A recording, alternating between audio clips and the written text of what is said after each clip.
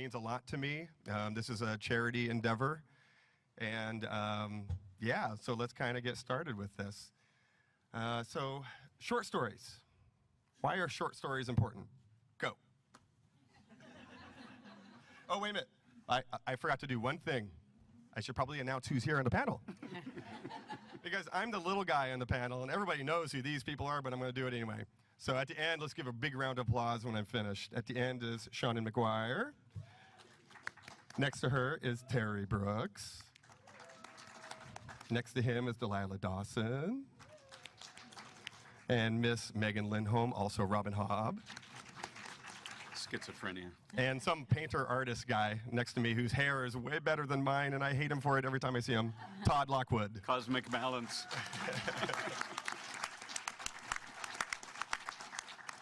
All right, so yeah, let's get started. So short stories.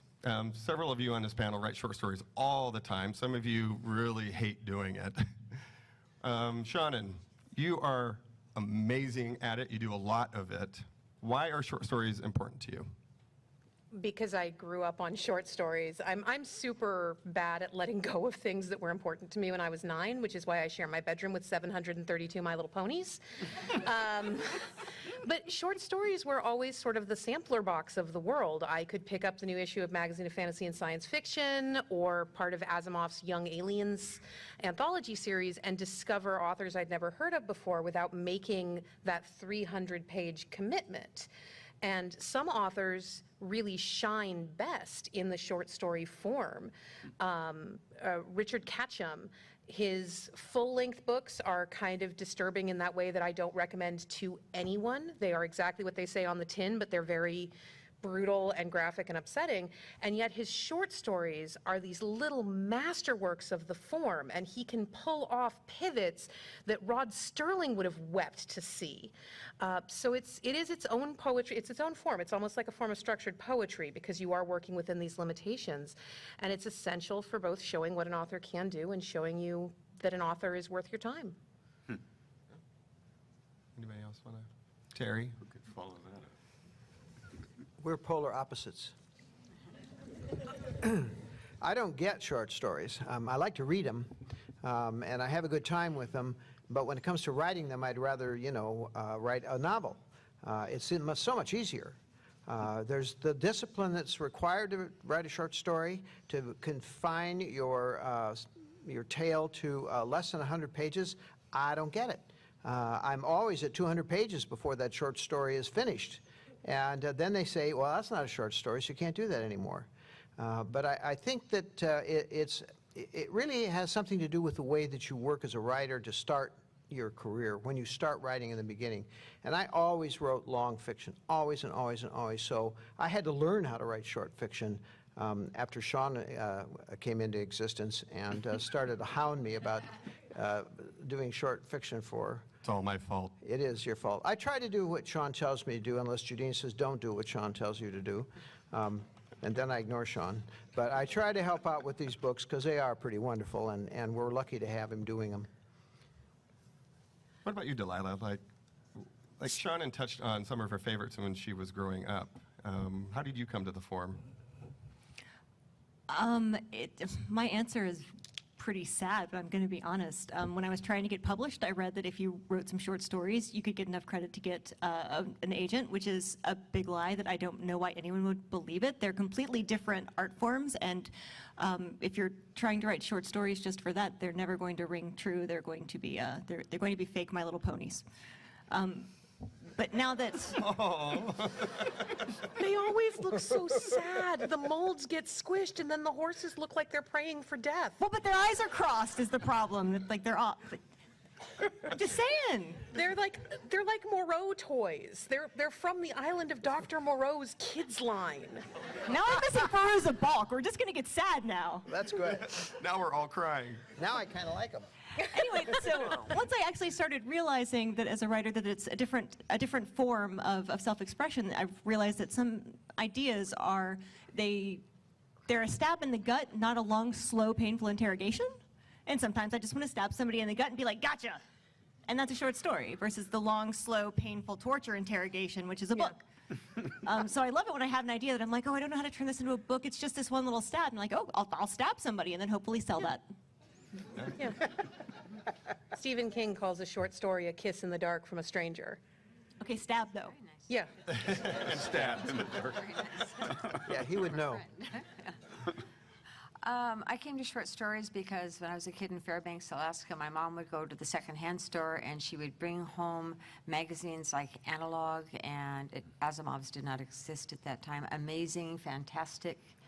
And I would, after she was finished with them, I would sit down and I was very methodical. I would start with the shortest ones first and read through the issue. And sometimes I'd get to the novellas, but not always. And I have to take actually the opposite stance of Delilah because I was with an agent called Patrick Delahunt, and he decided to retire from agenting, and he had a lot of people in his stable, and he offered us out to various and sundry other agents. And on the basis of 2 short stories I was written, Ralph Vichinanza invited me to be a writer with him. So that actually worked. But it's a flip of the coin. All the rules I tell you about writing are not true for somebody. Right. I have exactly 3 short stories in print and 1 novel, so I'm kind of the outlier. And I came by both of them through a side door. I don't know, Sean published one of them, the second book, short story published in the first Unfettered. And I grew up reading both, so I like both. They are very different to write. And it's like they're saying, you're either torturing them or stabbing them. I'll stop. They all said it better than I could. You know, there might be something to, Megan, what you were talking about there, because I grew up on science fiction before fantasy existed, as far as I can tell. And I started out reading novels right from the beginning because I was reading all those Daw Press and all the others that were just strictly paperbacks because that's all I could get my hands on. But I never got into the magazines at all, not for years and years. So I think maybe I was shaped by the fact that I liked that longer story form right from the beginning. And I imagine that, like every other form of education, that probably shapes our thinking early on as a writer. Yeah. I've had my subscription to FNSF and to Asimov's now for probably 20 years, since Asimov started anyway. And they come every month. I don't always get to read them. Sometimes Kat steals them from me and she reads them and tells me what I missed. And then I never see it again. But it was an introduction to many writers that just so many writers that I didn't see on the shelves in novel form until I said, well, I've read this little short story by this author, Robert Bloch, and I want to go find out what else he's written. And he was an extraordinary short story writer. I used to buy all the anthologies that had his stuff in it. And I think that's the power of an anthology, is that you can wade into a pool of very many different writers and story types and discover new authors to enjoy. I know that, and I get email every week from people that say, thank you for doing the anthologies because I found so-and-so. That's where I picked up short stories. I was buying anthologies. I would go to a bookstore to find something to read, and I didn't know about the magazines until I was doing covers for them. But yeah, short story anthologies. I remember Robert Silverberg's Nightwings in particular. For some reason, that short story just stuck with me forever. well, you can find a writer that's going to be very important. Years and years and years ago, Kat and I were at a science fiction convention, and there were these little tiny chapbooks, and I think, I'm trying to remember, it's not Steel Dragon Press. Anyhow, anthologies, and there was this little story called The Pear-Shaped Man that we bought, and we read it, and it totally creeped us out. And I said, I'm going to watch this George R.R. Martin. He's onto something. And that was the first thing I'd read by him. You remember Forrest Gump? Well, anthologies are like a box of chocolates. You never know what you're going to get. And I think that's what's kind of fun about them, is that because you have all these different writers working in a certain format, you still don't know when you bite into it what you're going to see. And it's likely every one is going to be different because their style is different and their interests are different. And that's kind of exciting. That means that each time you sit down to read that next story, you're starting all over again with something different. And I think there's a real fascination with that sort of experience. That's been my fun as editor of these anthologies, is that they're themeless. There's no theme, so Yeah, you don't know thanks what for you that. don't know what you're going to get as a reader. He doesn't work that hard, I'm telling you. Yeah, seriously. I love the bespoke anthologies. I love the stupid, stupid themes that you can find anthologies about, because you know that 20 people had to figure out how they were going to write the Dasani-sponsored anthology story and make it not bad. I might steal that idea. Right? Like, You do, you're going to lose a lot of writers. Daw Books used to put out a new anthology every month. Before one of their editors unfortunately the anthology editors passed away. And Are you saying anthologies killed someone? I'm pretty sure that Martin Greenberg had edited enough anthologies that if they fell on him, they would have been responsible for his death, yes. But there were 5 Cat Fantastics. 5!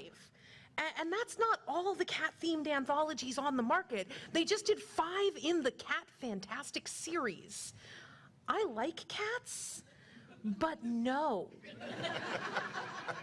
John Joseph Adams, who I work with a lot, I adore him, but he, I swear, has a random anthology theme generator in his basement, and so you'll just get an email one day where he's like, yes, the new anthology is titled, What the F Was That? Wait a minute, how do you feel about dogs? I love dogs. Are there dog anthologies? There are several, but not as many as cats. I've because never cat seen one. Well, cat people have All right. issues. I am a cat person, I can say this. He also did an Your anthology. next one is Unleashed, and it's about dogs. Unleashed. There what we do you go. guys think? He did an anthology called Please Help Now I'm in. Fund My Robot Army, where the entire thing was done in the form of Kickstarters.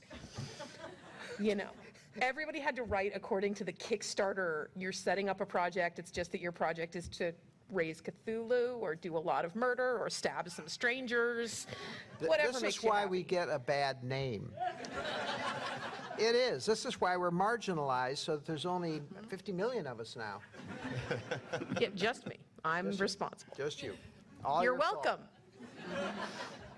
So how does writing a short story, I mean, obviously we've talked about how it's different, because it's different, usually it's different thematically, you're trying to do something in a short space of time. Is it always a major idea for you guys that first comes into your mind? I mean, you can specifically talk about your story in here if you like, but is it character driven? Is it more of an idea? Because for me, short stories always seem to come from like a big idea that transitions into an actual story.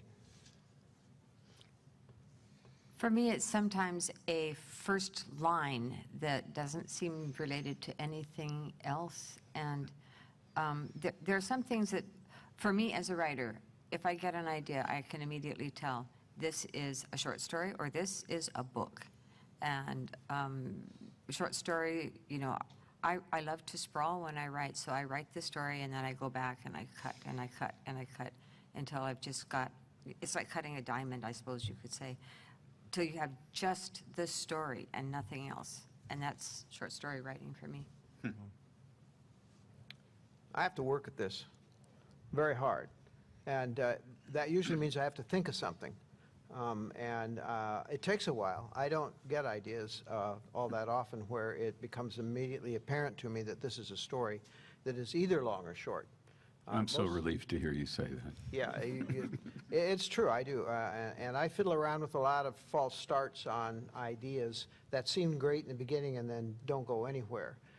That's why, also because of the pay scale that Sean offers, I mostly write stories that are based on existing series, because that's easy to segue. You know, you can chip off a little something here and there about a character.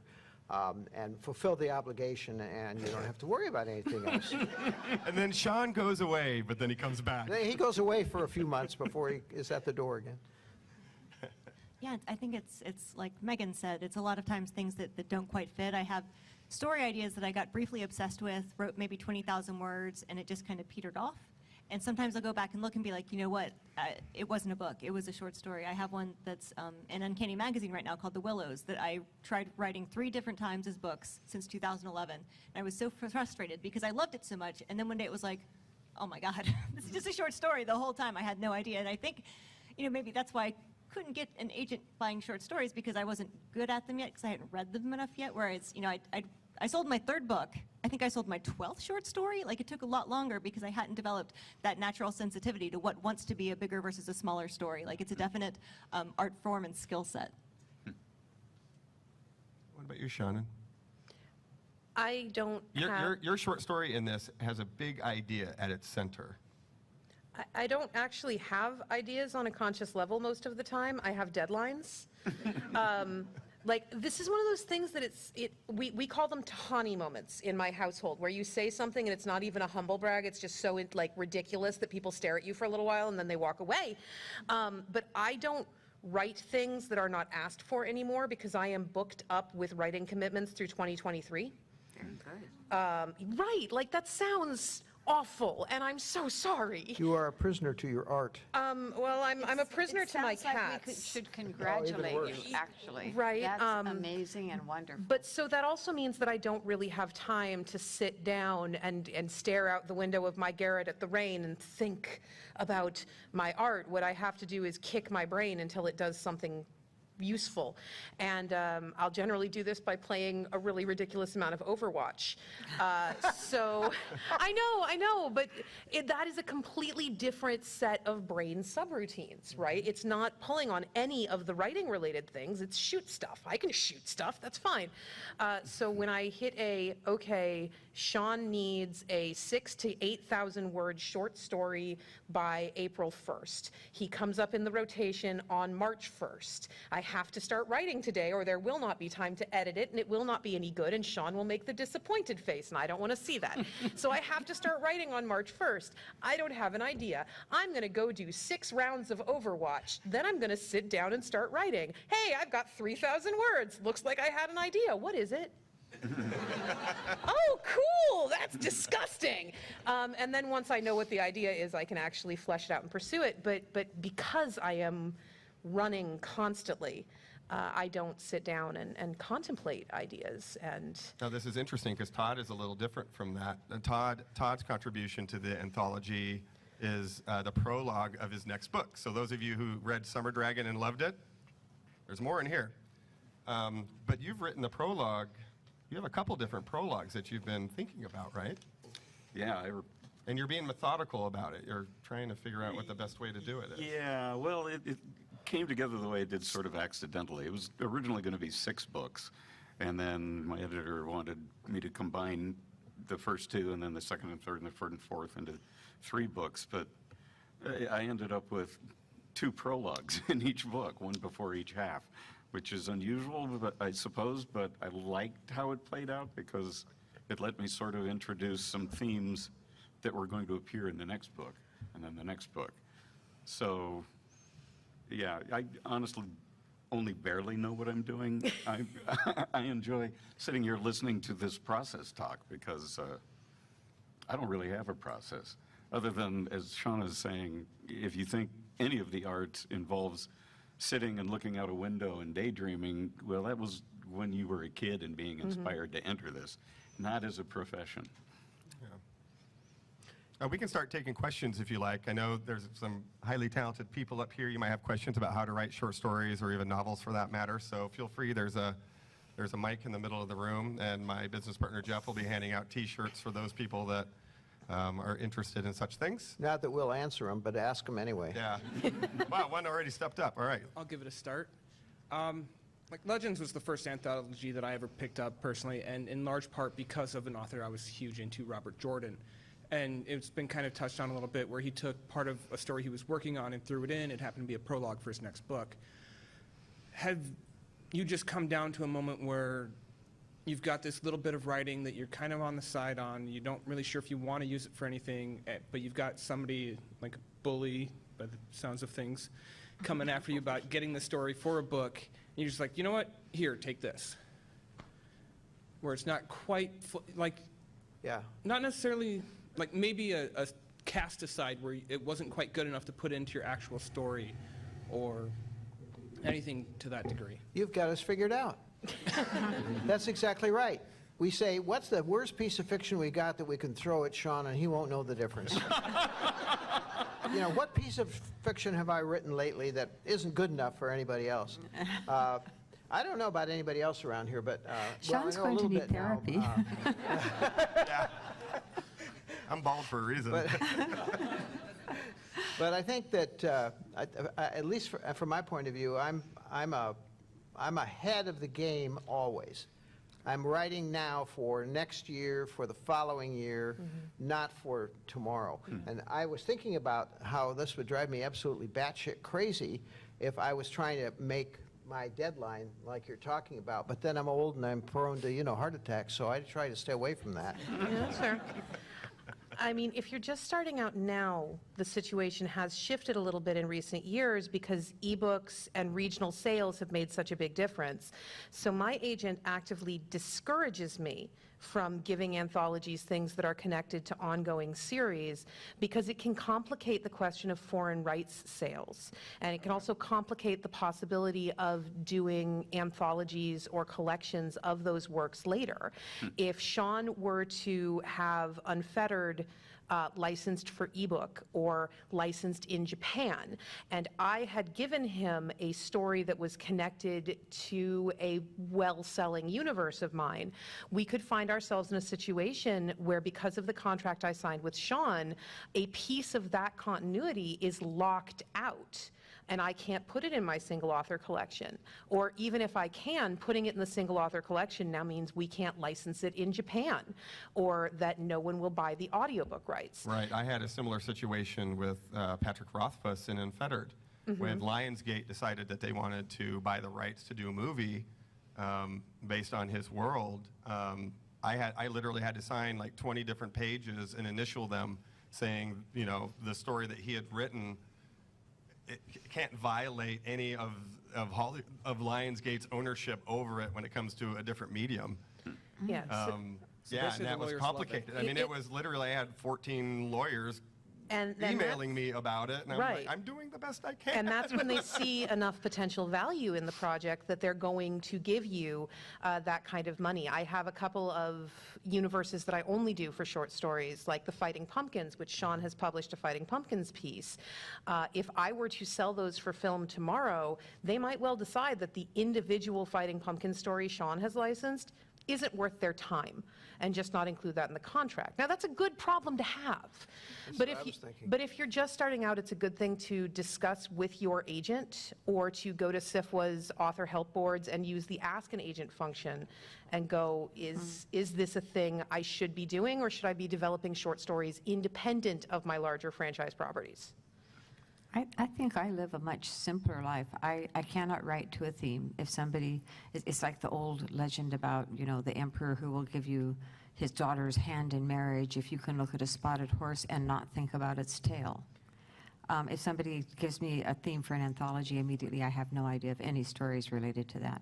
But I do have stories that I write and I set aside and I go, I don't quite know what to do with this, it's not quite finished, and then when I am invited to an anthology, I go through those and I see, well, which one do I like the best? Which one looks almost ready to go out the door? And then I work on it and send it out. So it's every writer does it differently. You can't do it wrong. Yeah, I wouldn't say that it's like a story that's not good enough or that's bad. It's often just something that doesn't necessarily work or fix in that part. Like my story in Unfettered 3 is actually from our second book in the Tales of Pell that I write with Kevin Hearn. The first book was Kill the Farm Boy, and this is from No Country for Old Gnomes. It's not the best. Kevin came up with that. But it was a scene that I wanted in the book. It was like kind of like a precious baby kill your darling scene that I loved, and it just made a small portion of the book way too long. And they're like, how can we cut this? How can we ever cut this? And I was like, you just have to cut the scene I like, and this will all flow just fine. So we cut it. And I was very, woe is me, what do I do with my favorite? Oh, hello, Sean, you need a story? I have a story. So yeah, mine is literally what you just described. It's not because it was subpar, not good, it's because it just didn't actually work within the context of the larger book. But that's like a pure joy. We're like, I have the missing puzzle piece. And I guess that's kind of where I meant more on it. Not so much that it wasn't a good piece, but it just didn't work for whatever reason. It can happen. Thank you. Hey, I have one really quick question and one for the panel. Can I see Sean's disappointed face? And then my question is about anthology topics. So I grew up reading Terry Windling and Ellen Datlow's Snow White, Blood Red type anthology series based on retold fairy tales. And I saw the potential for how many short stories you could write just based off of one tale. But I also saw how it could be a little bit trapping to just stay within the realm of that. At the same time, it's good to have guidelines. So which do you guys prefer for when you're writing a short story? Do you prefer a world to write in, a topic, or retell this story that we all know? Well, I have only written short stories to worlds that were already built, so that's my entire experience. One of them was my world, though. So. For me, it's just a random bit of story thread crops up, and I follow it. It's as I say, I don't write to themes, and I can't write, can't write to command. Basically, is my problem. So it limits me. See, I love being put in boxes. I feel like there's a lot of creativity to be had when you're given these limitations.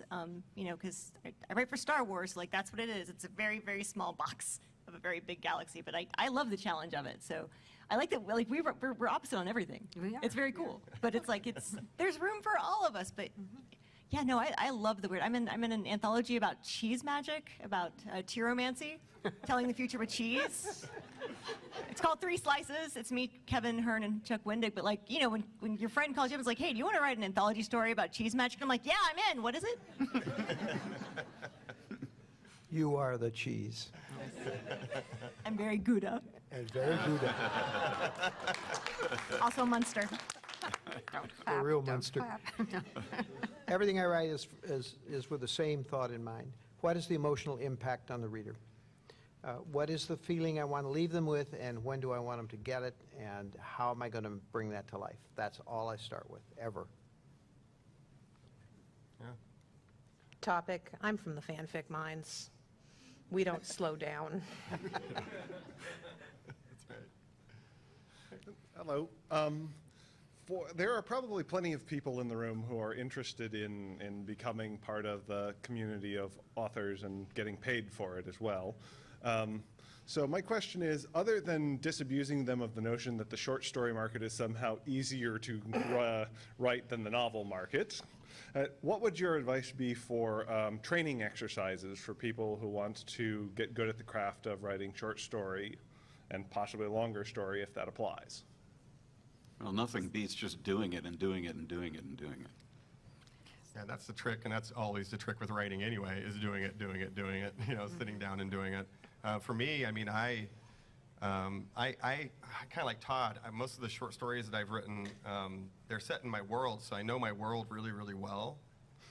And it's easier for me to jump in on that. For a new writer, jumping in, the world isn't solidified yet, at least in a way that, you can jump into this part and this spot in the world and go explore it. I don't know. What do you guys think about that? I would say go to children's books, because kids don't care about a byline or a theme or anything. They just want a good story. So if you read 100 kids' books and take the ones that really touch you, that work for you, that you would be willing to read to a 4-year-old 600 times, you will find the essence of a story with a beginning, a middle, and an end. So the best thing I ever did for short stories was to join a writing group where you showed up and someone was in charge and they had a writing prompt for you, and they would give the same prompt to the group and a time. So they might say, okay, it's a parrot named Bob, 20 minutes, go. and you would write whatever you had, and then at the end we would read them and do kind, complimentary, helpful critique. Not like, you suck, this is terrible, but like, oh, I really liked the third word. It was super helpful. But sometimes you'd have 10 minutes or 40 minutes. We brought out the Awkward Family Photos board game, and everybody had to draw a card and write a story on it. One time they would give us all the exact same first line, and we had to write a story on it. And you would think, oh no, you know, they were all going to get the same thing. They were wildly different. But because you had so little time, you started to realize you don't have time to brainstorm, like, what is the best story idea that's ever, like, you go, you take what you've got and you ride that pony to the end. It was incredible and freeing, and it taught you to not be precious. Yeah. I like structured poetry. Honestly, every form of writing, from epic trilogy to novel to short story to limerick, has its rules. If something goes over a certain word count, it's not a short story anymore. If something is under a certain word count, it's not a novel. Well, a limerick has this many lines, this many rhymes. They don't have to be good if you're just writing them to force yourself to follow rules. They have to follow rules. And if you generate a certain quantity of structured poetry, you will find that, one, you actually start to become kind of good at it. It's unavoidable.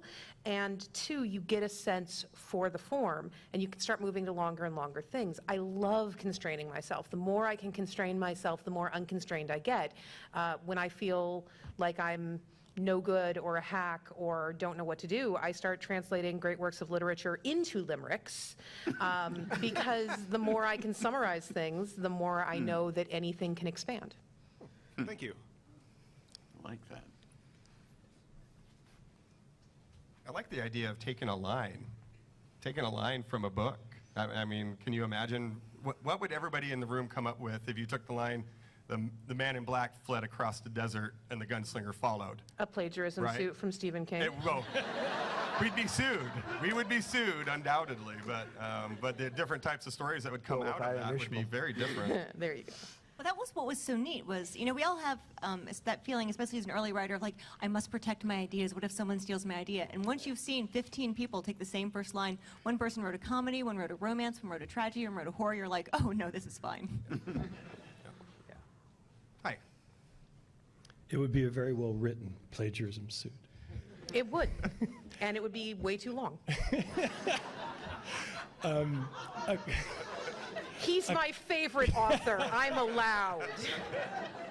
A couple of you have mentioned that there are things that you thought would be novels, and then you go back to the drawer and you say, oh, it could work as a short story. Has anybody ever had the opposite experience? You start with something you think is going to be a short story, and it led you somewhere else entirely. Yes. Yep. Yeah. I have a, I'll jump in on this one real quick. I wrote a short story for Mech Age of Steel, which is an anthology that came out in 2016, I want to say. And I wrote this short story, and I loved the main character, and she would not let me go. I went back to the novel I was writing and was working on it, and she kept stabbing me in the back of the head, get back to me.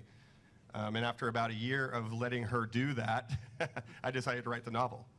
It's the only time it's happened so far. I set out to write the little bits of story that would thread a book of art together, and realized that I had more to say than pictures alone would allow, and ended up with a trilogy on my hands. So it happens. Yeah. I remember hearing, my wife and I hearing a speaker from the National Geographic Photographers Group speak at the Maui Writers Conference years ago, and he had a slideshow at the same time. And his point was, he would show you, I waited for this shot, and I took this shot, and here's what I got. And then he shows you on the screen, and then he said, and then I remembered, look behind you. And he turned around, and there was an even more amazing shot. And that's kind of what this is about, because you have to be open all the time to the possibility that you're looking at the wrong view. You need to be looking somewhere else. And you don't want to constrain yourself too far by saying, okay, this is what I set out to do, so this is what I'm going to do. This is the structure I set out to write, this is what I'm going to write. And there's too many things that can happen that improves your situation with what you're working on if you're open to the idea that maybe there's another way to go. I wrote a 14-page short story that was really more of a character study, and it was at the time the best thing I had ever written. It embarrasses me now, and no one gets to see it, but I still have it because I showed it to my girlfriend at the time, and she went, "Toby wants a novel." And I said, "No, she doesn't. Toby has nothing to say." And she said, "I have boobs and you like them." And I said, "Toby wants a novel." Toby's 13th novel comes out in September. Right. I no longer have the girlfriend, but boy, am I stuck with Toby. It's slightly different, trait. but I once had like a book idea that I was so inflamed with that I was like sketching pictures of the characters, and I wrote 40,000 words, and then I puttered out, and I had that, so one of my, like maybe the 5th book I tried to write, and I was like, oh, I'm a failure, I've forgotten how to write a book. I picked it up last year. It was a comic. It needed the illustrations. The story alone, it couldn't capture the magic. It needed the graphic part. And so now that's Sparrowhawk that you can buy from Boom. It started out as a 40,000 word YA. Right. So things change. You have to be flexible and figure out, you know, that, like you said, the best thing that it wants to be, and help it blom. Blom? Give it life. That's a word that's blossom time bloom. Blom. Yes. It's copywritten. Blom where you're planted.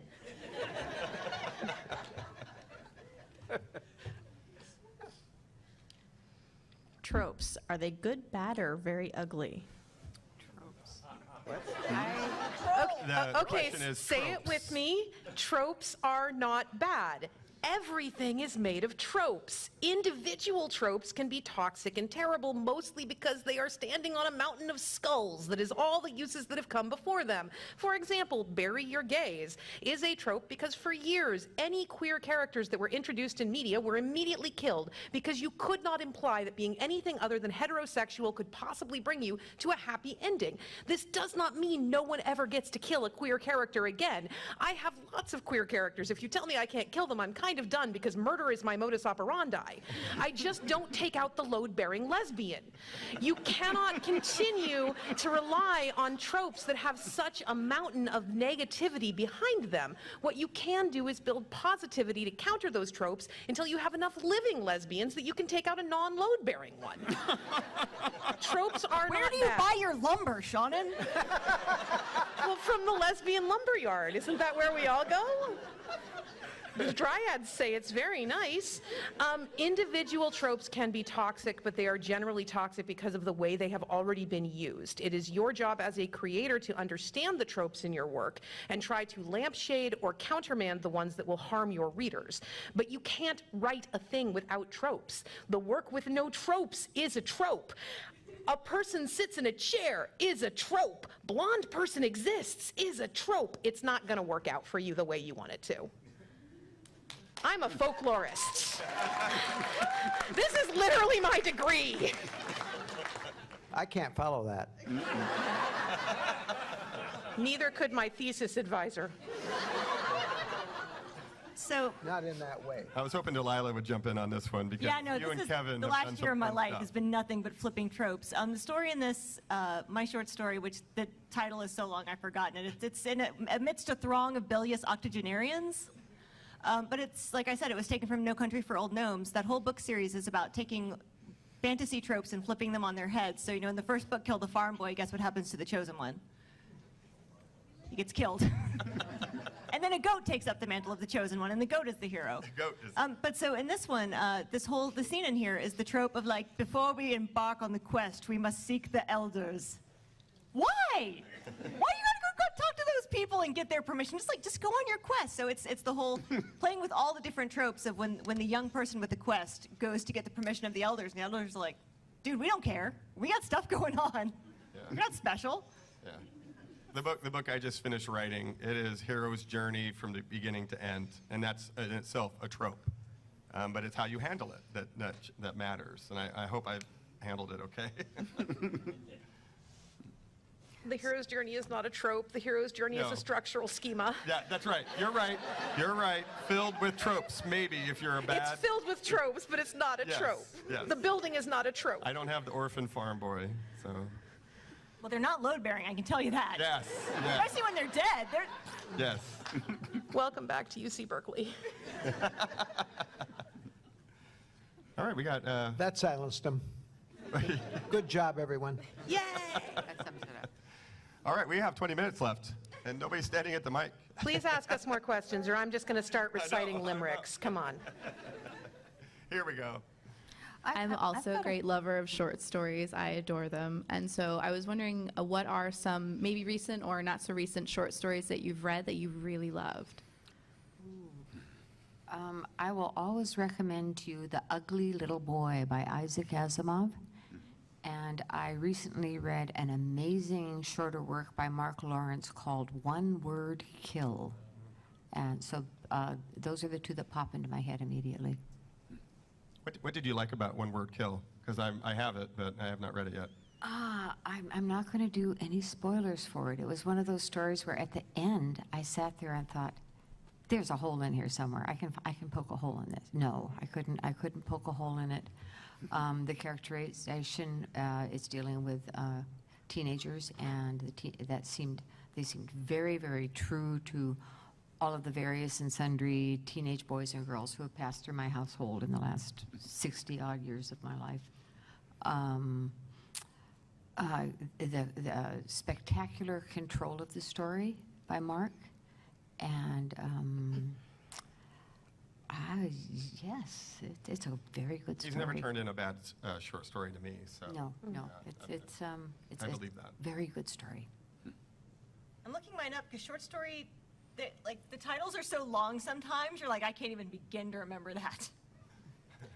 While you're doing that, I will confess, and I'll probably have to turn in my fantasy writer's badge, possibly my science fiction, whatever award it was I got lately, and say that I don't read short fiction in this field. Almost never. Once in a while. When I'm reading short fiction, it's almost always in mainstream literature. Why? Because that's where I get closer to the bone of human emotions, and that's where I see the ways in which to manipulate people and their lives in a story back in the area where I work. I'm very afraid of reading something that I'll love so much, which I have done, and it is dreadful, where I feel like, that's it. It's been written, the best book ever, and I can't do this. Stephen King, obviously, for me, because he's my guy. Gray Matter, which is terrible, and you should not read it unless you have already bleached your kitchen. But it's beautiful. The Mist, which is a novella, so that's pushing it a little bit as far as I'm concerned, but that is one of my favorite pieces of fiction absolutely ever. Tanith Lee's Red as Blood, which was the first time I encountered the concept of Snow White as vampire. And no disrespect to Neil Gaiman, but I actually get really angry when people bring up snow glass apples as this ingenious, unique concept no one else could ever have had, because, like, my dudes. Tanith Lee got there 20 years earlier and way more graphically. James Tiptree Jr. is one of my favorite short story writers ever, and I think if you want to write short fiction, then picking up some Tiptree is a good short way to take a master class. Love is the Plan is Death is exquisite. The Color of Neanderthal Eyes is really difficult to find. As far as I'm aware, it's never been collected, but it's absolutely worth your time. And the only really neat thing to do is a beautiful example both of how Golden Age science fiction has not necessarily aged in a way that matches modern technology. The core conceit of the story is that we have such easy interstellar travel that taking out the family spaceship is a thing that a teenage girl can just do, but that if you want to communicate across any sort of interstellar distance, you have to send literal cassette tapes into tubes in the air. But despite that, the story itself holds up so elegantly and eloquently that you can move past the outdated technology. And then if you're lucky enough to find a copy, there was an author named Janet Kagan. She was a frequent fixture in the magazine of fantasy and science fiction and in Isaac Asimov's science fiction magazine during the 1980s.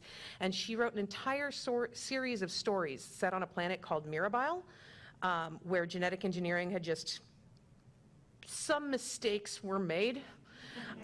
All of the Mama Jason stories have been collected into a book called Mirabile. They all stand alone beautifully, but it is one of the most seamless examples of a form called the fix-up novel, which really got lost for about 15 years there and is just now starting to make a resurgence that I've ever found. So that's worth haunting the used bookstores for. Okay, so I've got this here. my favorite short story writer right now is Brooke Bolander. Yeah. So, and you shall know her by the Trail of the Dead, real good. But I really loved The Tale of the Three Beautiful Raptor Sisters and The Prince Who is Made of Meat. I love being surprised and delighted with a thing. You're like, nobody could write that and make me feel things. That's ridiculous. Oh, God! So, yeah, Brooke Bolander. And also her tour novella, The Only Harmless Great Thing. I was crying I was in the pool, I was reading it, and my daughter walked out and was like, what's wrong? I was like, I can't stop in the pool, but like, the level is rising and I'm going to drown. Like, it made me cry so much. So it's kind of a two-part question, but when you are making the villains, do you ever kind of like feel bad for how terrible of a human being or person that they are? And then second, outside of research, how do you kind of make a villain where they don't feel so much like a poor caricature of somebody with mental illness, So how do you go about those things? I think you have to love your villains just as much as you love your heroes. And when you're writing your villains, especially if you're writing from the villains or the hero or villain's point of view, you have to put them on exactly as if you would put on a coat. And you need to believe in their rationales. You need to agree with them completely. And then later you come out of it and you say, I almost understand how somebody could believe something that I find totally reprehensible. You follow their logic, however contorted it may be. I mean, that's it. Well, I don't know. I think it gets easier these days. I just read the newspapers. And I immediately am enraged, and I can envision being, some of the people I write. But I also think that everybody who is a writer puts a little of themselves into every character, good, bad, otherwise. You have to get to the heart and soul of that character, and to do that, you have to imagine yourself in their shoes and how that would work. So 2 questions. Short story. Wait a minute. How come everybody has 2 questions? How come nobody has one? John said you had time to kill. Short. There's no one behind them. I know. If they ask their first question, they can literally just spin. Yeah. 2 questions. Well, no one yet had this is more of a comment than a question, so I'm here for it. Yeah. This is more of a cormorant than an answer. She's paralyzed. No pressure. Ask him. First question. Okay, first question. Short story. I can talk, I promise. Short story versus novella. Word count, like. It's word count. It's purely word count. Okay, so what's the point that it pushes over a short story and goes, okay, you really need to make this a little bit longer? I swear to God, I wish somebody would answer that question one day. So It seems arbitrary to me. A short story is 1 to 9,500 words under current standards. A novelette is 9,501 to to 39,999, and a novella is 40,000 and up. Actually, no, I'm so sorry. It is 24,999, and a novella is 25,000 and up. And those distinctions are there for the same reason that a limerick is 5 lines and a chanceroy is 6 lines. It's what form are you writing? If you get to the end of your story and it's not done, maybe you need to look at going the next level up, and there's a lot of variance in those levels. 1 word takes you between being a long short story and a short novelette. Also look at what you're writing for. The standards, the guidelines will be there. Sean tells us how long we can go, and then how much you can ignore that is kind of dependent on how much access you have to his home and family. Sean is local. So. Yeah. Speaking as a short story reader, I actually get angry at unexpected novellas in anthologies because that's not what I bought. What I bought was 30 short stories to give me 30 different authors dealing with things, not 29 authors and someone who couldn't read the goddamn submission guidelines. So do you just remove every 3rd word? Well, it depends. You know, obviously there are exceptions. Sometimes that novella really needed to be a novella. It's a beautiful example of the form. Sometimes I don't read it. Sometimes I slice it out of my anthology with a razor blade and mail it back to the publisher because I'm angry it was included in the first place. It still feels artificial to me. Yeah, it is artificial. All distinctions are artificial. Like, you want to have fun? Get a bunch of poets in a room and ask us whether the title of a drabble counts against your word count. Oh, yes, I've run into that problem. There is blood on the floor by the time we're done having that fight. Sounds like hell. It's arbitrary. It is arbitrary, but it does matter. It matters because submission guidelines matter. And if you are looking at this as a career, it matters because when you are early in your career, awards are a lot more important, and even being considered for them will be based on your word count. There was a Kate Elliott tweet this morning. I don't know if you guys saw it, but Kate this morning was like, I'm supposed to write this short story. It's 6,000 to 8,000 words, and I'm at 13,000. And you could just read the, what am I going to do in her tweet, you know? Yeah. I'll play devil's advocate and say begin at the beginning and go on until you reach the end, and then find the editor that wants it. And Yeah. I don't really do word counts anymore. The story is as long as it demands to be. And what was your second question? Okay, my second question is how do you do research without ending up on the government's watch list? I am on so many governmental watch lists. Well, we look really good in orange. Not only are my hands swabbed every time I go through the airport, if I buy the plane tickets, they swab cats' hands too. They're looking for explosive residue. And I am always randomly chosen. It's really astonishing. Sometimes there are clicking noises in my phone, and my brother will interrupt me in the middle of sentences to say things like, remember she writes fiction? Honey, I love you, but maybe don't be this excited about knowing how to make slate wiper smallpox. Honey? I think legally, if you tweet, like, Dear NSA, I am now Googling for a book, please don't come after me, then you can just look up whatever you want after that. Like, legally, you just have to, like, let them know publicly. Oh, sure. I once wound up seated on a plane completely accidentally next to the woman who had written the most recent iteration of the Canadian Pandemic Preparedness Plan, which is one of my favorite works of nonfiction. And so we spent the entire flight from California to New York talking about how we would deal with the bodies in the event of a large flu pandemic. And it wasn't until we started landing that we were like, wait, Homeland Security is going to be waiting on the jet bridge. They were not, but we were very surprised. All right. Boy, what else have we got? What else we got? Well, I've got something I'd like to say. I brought this print up here because I would like as many authors in the book who are here to sign it, and then should someone buy it, I want the proceeds to go to the fund. And I was going to ask Sean to briefly explain, I don't know if everybody in the audience knows, but what is Grim Oak Shield? What does it do? Why did you start creating the Unfettered anthologies? All right, well, yeah, I should have started with this at the beginning of the panel, probably. So in 2011, I was diagnosed with cancer and I didn't have health insurance. I was one of those people that fell through the cracks in our existing system. Well, at least pre-Obamacare, the cracks that existed. I made just too much money to be on some kind of state-funded help plan to help pay for it. So I was too poor to do anything about the bills that were mounting. So I contacted my writer friends. Actually, I talked to Terry first about it and said, what am I going to do? And he said, well, I'll give you a short story.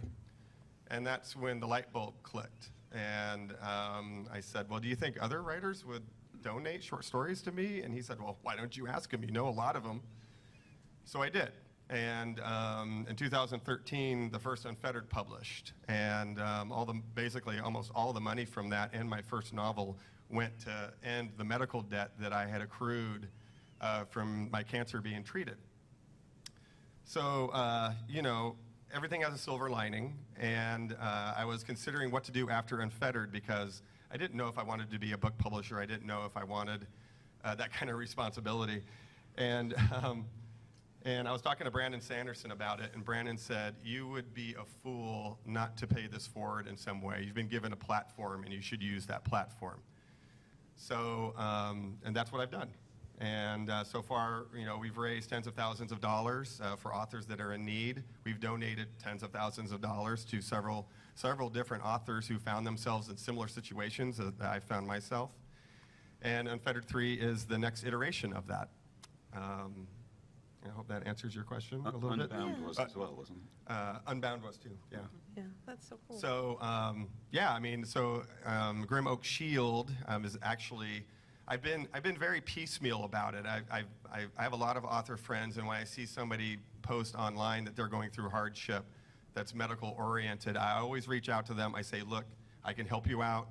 A lot of health insurance companies, they will pay 92%, 94%, but that 6% when it's $300,000 is a lot.